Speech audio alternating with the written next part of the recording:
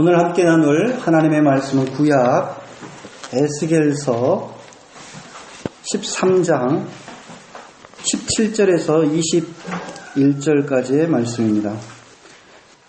에스겔서 13장 17절에서 21절까지의 말씀, 저와 여러분이 한 절씩 교독합니다. 너 사람아, 내 백성 가운데서 자기들의 마음대로 애원하는 여자들을 주목해 보고 그들을 규탄하여 애원하여라. 사람의 영혼을 선언하고 사람마다 그들을 내보고 각 사람에게 맡겨 너를 만들어 시원히 들은 여자들에게 허락하시다. 너희가 내 백성의 영혼을 선언하여 주려고 하면서도 자신의 영혼은 살아남기를 바라냐. 너희는 몇 줌의 보리와 몇 조각의 빵 때문에 내 백성이 보는 앞에서 나를 욕되게 하였다. 너희는 거짓말을 보지 듣는 내 백성에게 거짓말을 함으로써 죽어서는 안 될 영혼들은 죽이고 살아서는 안 될 영혼들은 살리려고 한다. 그러므로 나아가라. 세상 백성이 사랑하는 너희에게 내가 망치겠다. 내가 약속을 너희에게 하나님께서 되었고 너희가 세상 주시는 하나님을 풀어놓겠다. 21절 같이 읽습니다. 또 내가 너희의 너울을 찢어서 너희 손에서 내 백성을 구해내고 그들이 다시는 너희 손을 사냥감이 되지 않게 하겠다. 그때에야 비로소 너희는 내가 주인 줄 알 것이다. 오늘 이 자리에 함께 하신 우리 모든 교우들에게 주님의 은혜와 평강이 가득 임하시길 바랍니다. 재작년 애장통합총회 2단 사회비 대책위원회가 마술과 요가는 교회에 끌어들여서는 안 된다라고 하는 입장을 발표한 바 있습니다. 이런 통합총회 2단 사회비 대책위원회 결정을 놓고 너무 시대착오적이다, 시대에 역행한다 라는 비난이 적지 않았습니다.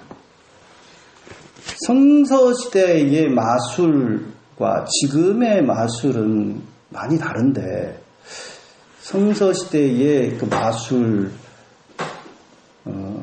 근거로 해서 요즘에 공연 오락 차원에서 행하는 그러한 마술까지 규제하려고 하는 것은 너무 좀 나간 것이다, 시대착오적이다, 이런 이야기고, 요가만 하더라도 이제 힌두교의 어떤 수행이라기보다는 그런 종교적인 의미는 탈각된 채 이제 건강을 위해서 많이들 하는데 굉장히 보편화되어 있는데 그걸 하지 말라고 그러면은 되냐, 이런 거였습니다. 저도 좀 그렇게 생각합니다. 이게 그렇게 해야 될 것 같으면 정말 그 총회 2단 사회비 대책위원회 입장을 더 연장하고 확대하면 어떻게 됩니까? 올림픽도 참여해서는 안 돼요. 왜? 올림픽이라고 하는 것이 원래 그리스의 종교적인 제전 아닙니까? 신들을 위한 그런 것에 기독교인이 참여하면 안 되죠. 그렇게 돼버리는 거죠.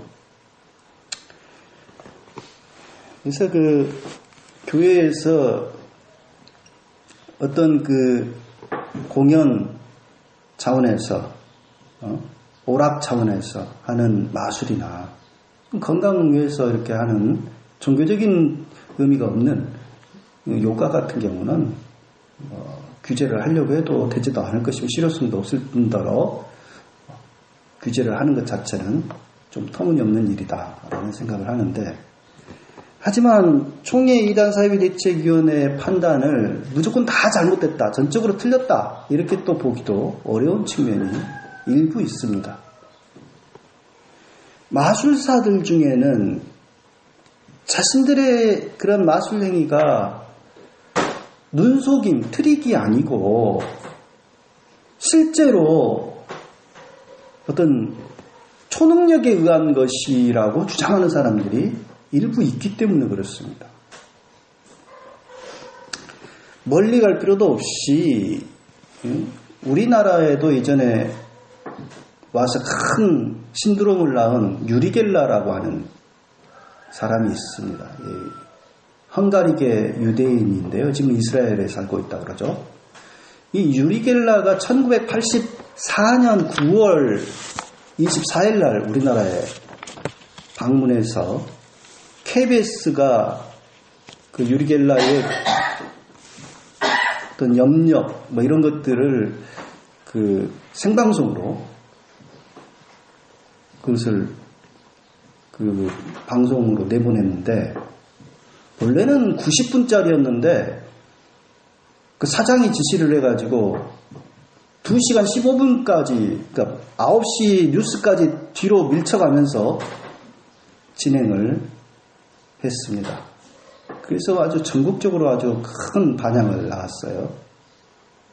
숟가락을 바라보기만 해도 구부러지게 만들고 또 씨앗을 손에서 쥐고 있으면 싹이 트게 만들고 그리고 고장난 헤어드라이기를 돌아가게 만들고 나침판을 거꾸로 돌아가게 하는 그러한 것을 시연을 했습니다.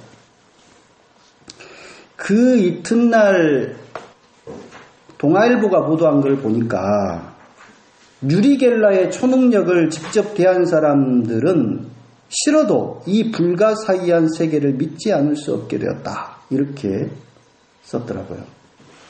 그때 당시에 이 유리겔라라는 사람은 자신의 그런 초능력을 한낱 숟가락 구부르기 정도로만 생각하지 마라.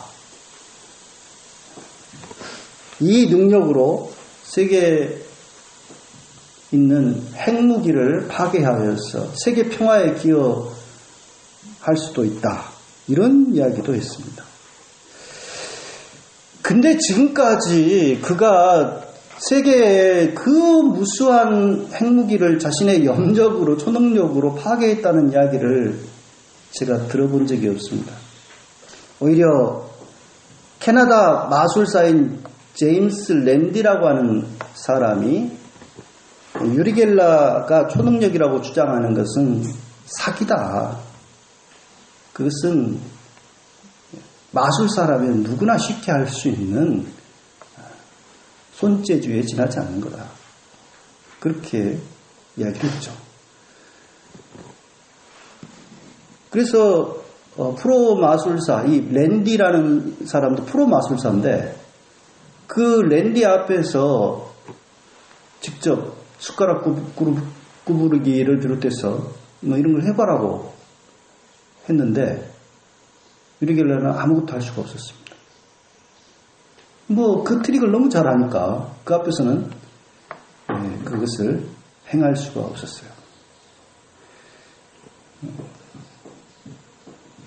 그래서 이 랜디가 자기의 명예를 훼손했다고 하면서 유리겔라가 이 랜디에 대해서 176억 상당의 엄청난 거액의 손해배상 소송을 제기를 했는데 그 소송에 패소를 했습니다.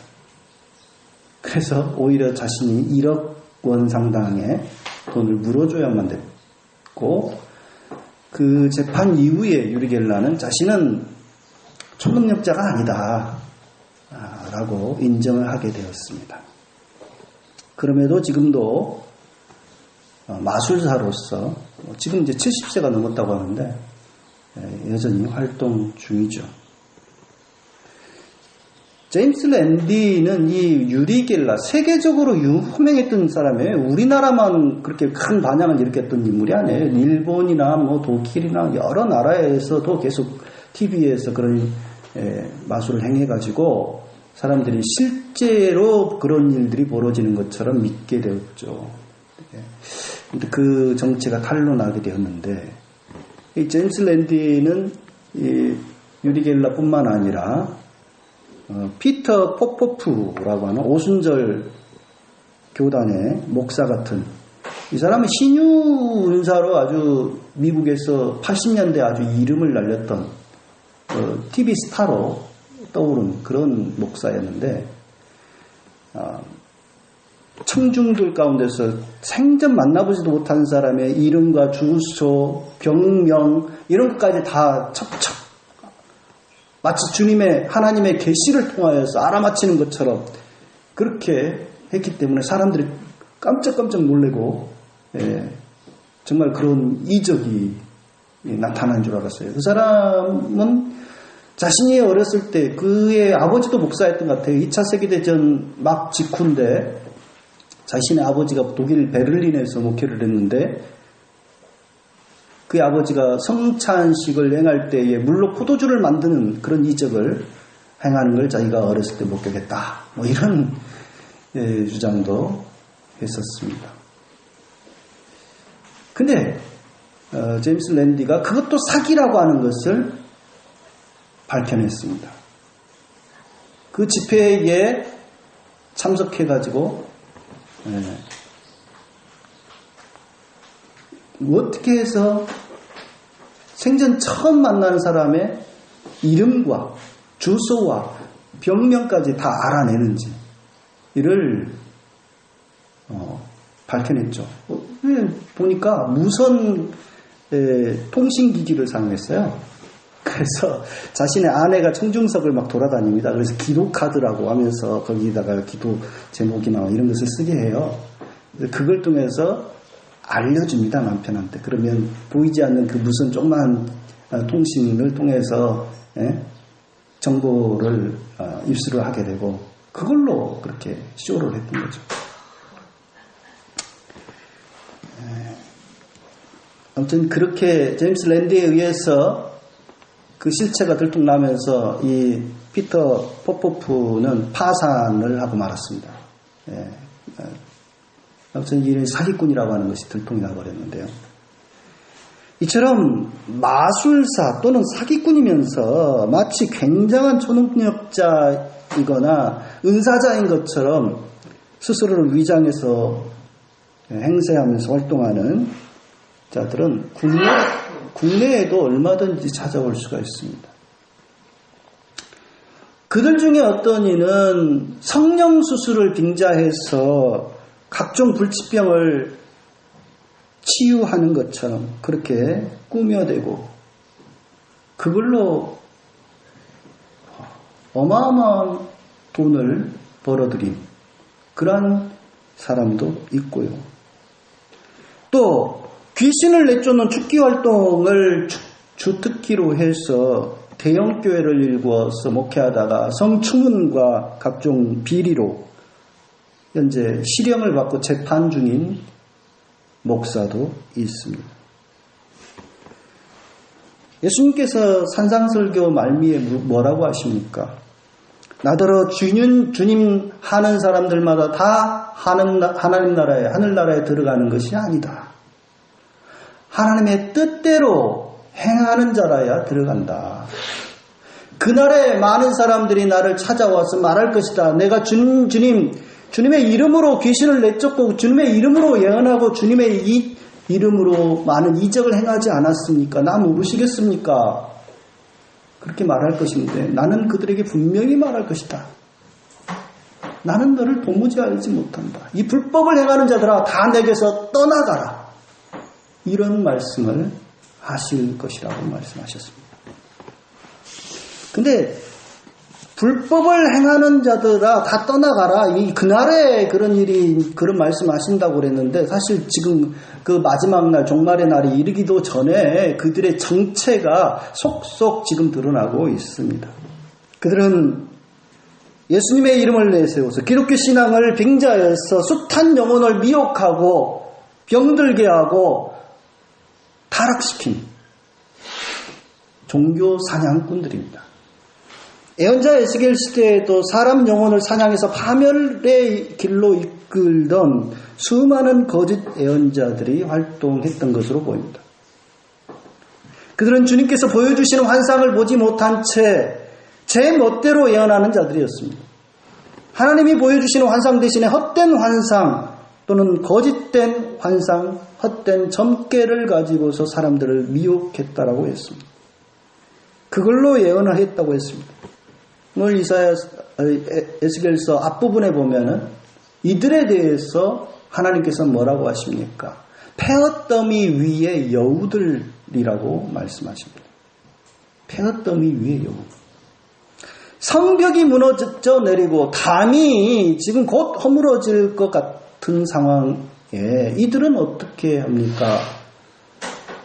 그 성벽을 보수하고 튼튼하게 다시금 만들려 하기보다는 사람들 눈을 속이는 거예요. 땜질 처방을 하는 거예요. 성결법전이라고 하는 이 레위기서에 보면은 어떤 말씀이 있냐면 사람들이 쌓은 담에가 곰팡이가 피어요. 그것도 악성 곰팡이. 악성 말하자면 이 곰팡이가 피게 되면은 그것을 제사장에게 보고하게 되어 있습니다. 그래서 제사장이 가서 보고 집을 비우게 해요, 사람들. 그 집에 살던 사람들을 집을 비우게 하고 일주일간 지켜보게 되어 있습니다. 그래서 일주일간 지켜봐서 그 곰팡이가 더 번져 나아가면 그 부위를 흙과 돌들을 끄집어내서 그 부정한 그런 곳에다가 버리게 되어 있습니다. 그리고 거기를 보강하게 되어 있어요. 근데 그렇게 했는데도 번졌다. 그러면 그 담을 다 헐어버리고 다 치우고 다시 건축을 하게 되어 있습니다. 그런데 오늘 말씀은 보십시오. 오늘 말씀 앞부분을 보면은 담이 지금 허물어져 가고 있어요. 그런데 거기에다가 사람들이 어떻게 합니까? 이 거짓 예언자들 어떻게 하고 있습니까? 회칠을 했다고 했어요. 회칠. 그러니까 겉보기엔 멀쩡해요. 근데 속에는 지금 허물어져 가고 있어요. 빨리 손을 써야 돼요. 회반죽을 그냥 칠해놨어요. 겉모습만 멀쩡하게 보일 뿐 속은 이제 곧 무너져 내리게 생겼다는 거죠. 그래서 이 거짓 예언자들 때문에 근본적인 처방이 이루어지지 못했고 그걸로 인해서 담이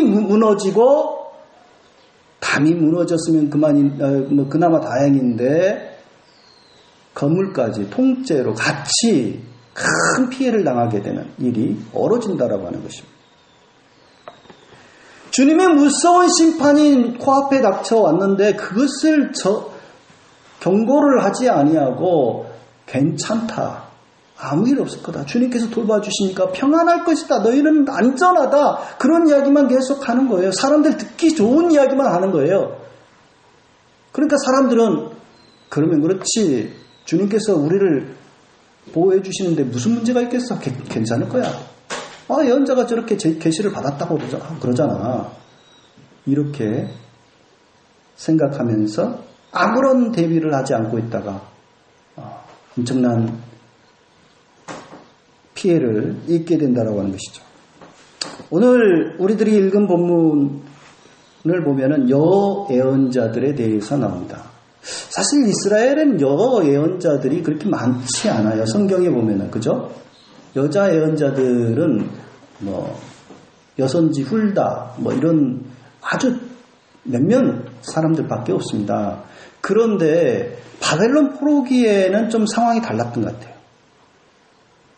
이 신바벨로니아와 아시리아에는 여성 종교인들의 활동이 상당히 두드러졌거든요. 그래서 이제 그 영향 때문인지 여예언자들이 활동합니다. 근데 이들이 그냥 전통적인 예언자들이 아니고 요즘으로 말하면 무당, 점쟁이, 좀 그런 형태의 활동을 하는 사람들입니다.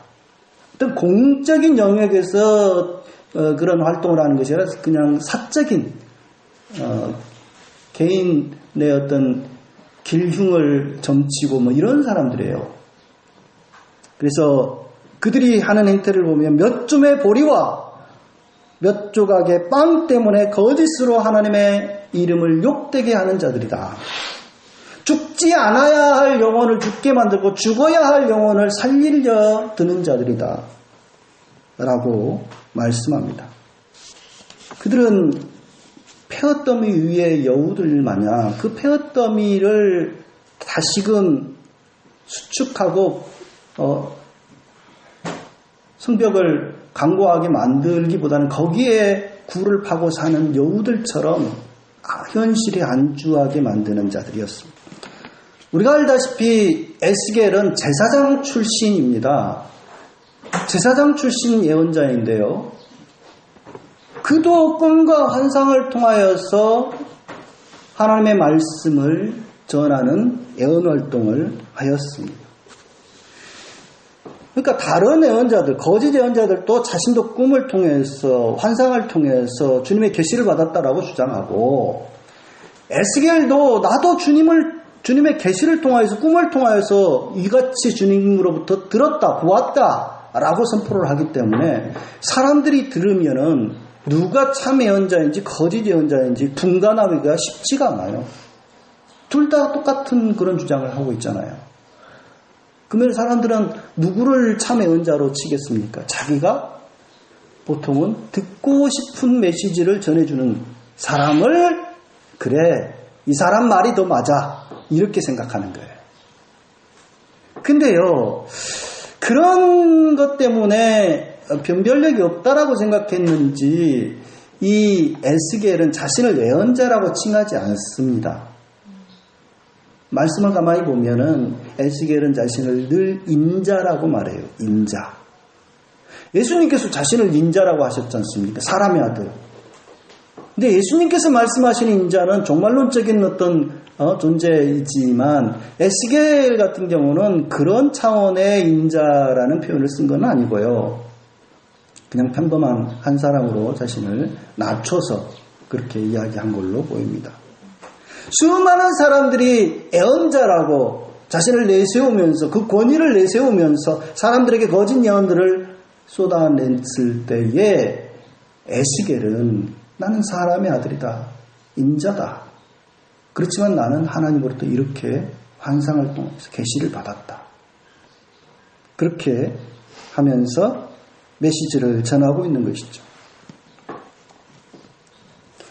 그럼에도 많은 이스라엘 백성들은 그것을 분별할 영적인 능력이 없었습니다. 우리가 성서의 많은 예언자들, 성서 예언자들이 당대에는 전혀 거의 인정을 받지 못했다는 것을 알 수가 있습니다. 그들은 핍박을 받았으면 받았지 당대 사람들로부터 그다지 인정받지 못했어요. 지내놓고 보니까 그들이 참 예언자였다라고 하는 것을 알게 된 이후로 그들의 예언이 보존이 되고 그들을 높이 평가하게 된 것이지 당대에 그들을 훌륭한 예언자라고 인정을 한 경우는 아주 찾아보기 어렵습니다. 거짓 예언자들은 어떤 활동을 하고 있습니까? 자신의 생각과 거짓 환상과 꿈을 점괘를 가지고서 제멋대로 선포하고 있다고 했습니다. 근데 사람들은 그 달콤한 게임에 넘어가서 눈뜬맹인처럼 되고 말았습니다. 그래서 이 거짓 예언자들 때문에 의인들은 그들 메시지에 마음에 상처를 입게 되었고 악인들은 회개할 기회를 놓쳐서 멸망하고 말았다라고 되어 있습니다. 죽어서는 안 될 영혼들은 죽게 되고 살아나지 않아야 될 영혼들은 다시 살아나서 설쳐됐습니다. 그러므로 거짓 예언자들의 좋은 먹잇감이 되지 않기 위해서는, 그 영혼의 이 사냥꾼들의 먹잇감이 되지 않기 위해서는 무엇보다도 영적 분별력이 절실하게 필요합니다. 술과 마약, 잠에 취해서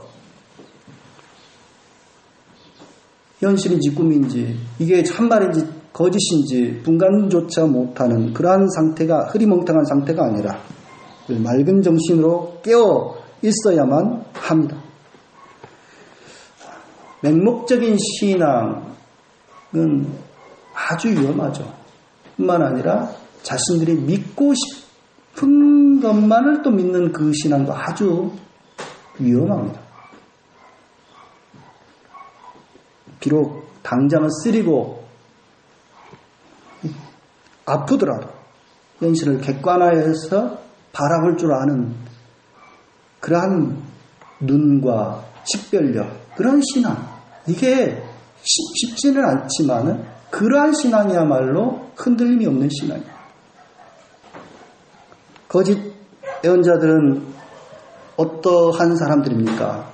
13장 3절 말씀 보면은 나 주 하나님이 말한다. 내가 보여준 환상을 보지도 못하고 저희들의 생각을 따라서 예언하는 어리석은 예언자들에게 화가 있을 것이라고 했어요. 하나님께서는 분명히 자신의 계시를 그의 종들과 말씀을 통하여서 보여주십니다. 그런데 거짓 예언자들은 그것을 외면하고 자신들의 멋대로 예언을 하는 것이죠.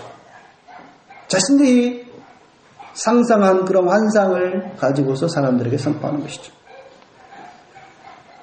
그래서 그들의 예언을 들은 사람들은 영혼이 더 깨끗해지고 하나님을 더 사모하게 되고 하나님께 더 나아가는 것이 아니고 영적으로 병들게 되고 불행히도 거기서 헤어나지 못하며 파멸을 향해서 달려가게 된다라고 하는 것입니다.